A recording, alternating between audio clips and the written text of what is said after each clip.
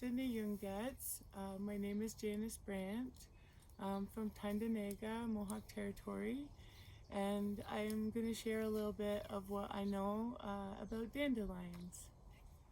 So, just here at the side of our yard, there's some dandelions that are in their full cycle. They have their leaves, their seeds, their flowers, all the parts of them are there, and all of the parts of the dandelion, as far as I know, can be used. So like the flower, the leaf, and the root. So I think that you would probably avoid using the stems that have the seed heads and or the seed pod shape, because they would be really bitter and have probably, if you broke it off, it would have like a almost like a milky. And when they're like that, they're really strong. Well, it's not too much, but it's really strong. You can see them out.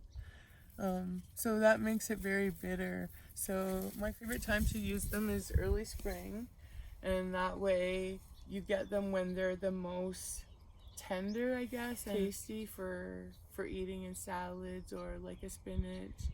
But I think our favorite way of using the dandelion is to make a tea, like steeping the plant. So when the plant is young, before it gets its flower, I sort of weed in my flower bed, and I take out all those dandelions and I sort them out into their sizes, and if they can be used for a salad, then we'll use them that way. But often we'll take a lot of the roots.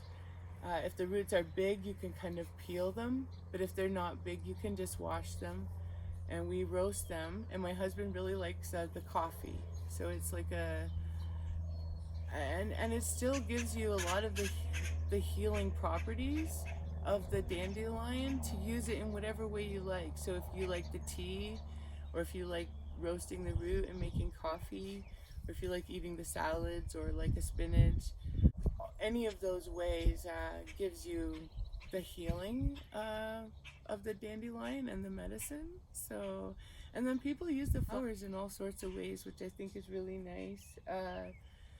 I, I, for Mother's Day, because there was lots and lots of dandelion, we picked nice fresh heads that were kind of in their prime, right? Their best state, and we made a dandelion flower vinaigrette.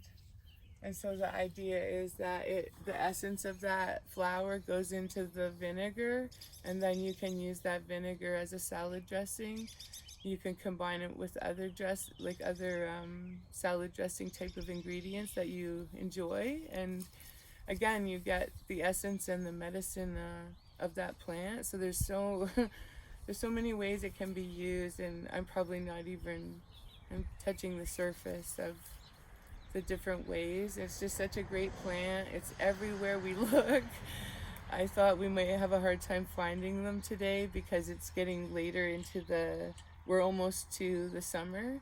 So the summer solstice is coming up.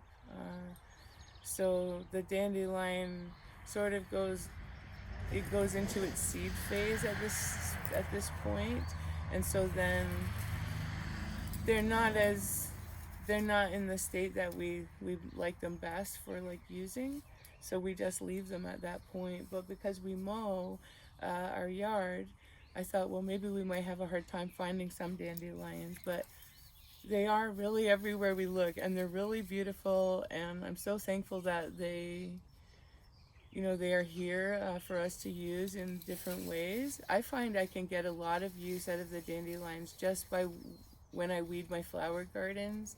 I keep a bowl to one side, and I just keep that bowl just for the dandelions, because there always seems to be a lot of seeds and a lot of them. So it's fun to kind of experiment with different ways that you can make use of the dandelion in that early springtime, because if we're removing them from our beds anyway, then it's kind of fun to make use of them. They're excellent early food for bees as well, so if you can leave them and let them flower like this, that really helps the insects and pollinators. Sometimes it's nice to show the dandelion a little bit in isolation in case people don't know what the plant is that they're looking for or looking at. But this is the leaf here. And then these are the stalks that became the flowers. These are nice and long because it's protected here. And that becomes the seed head, and those get caught in the wind. And so yeah, it's quite a nice plant. And so this is a nice big one. So if you dug that up, that would have a really nice root. So if it's a nice one. Leaf and flower and stem, and then the root.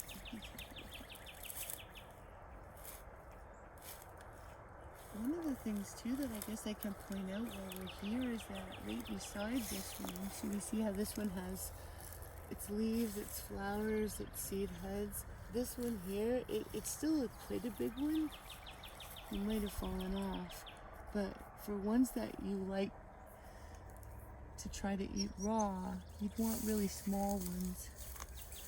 You would find a really young dandelion plant where these ones are more mature. Now you can hear that root.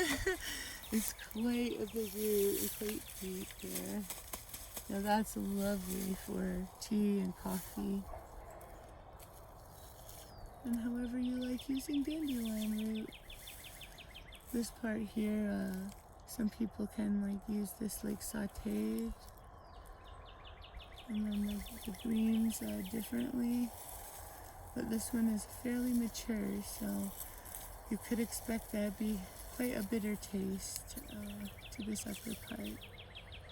And I think one of the reasons that my husband likes the dandelion root coffee is because it does make a really nice, strong, I guess kind of bitter blend. So he really likes it. But I'm not going to throw that away. I'm going to keep that. So. And here I was worried that we might not find too many. Start looking, they're there, and there's such good medicine.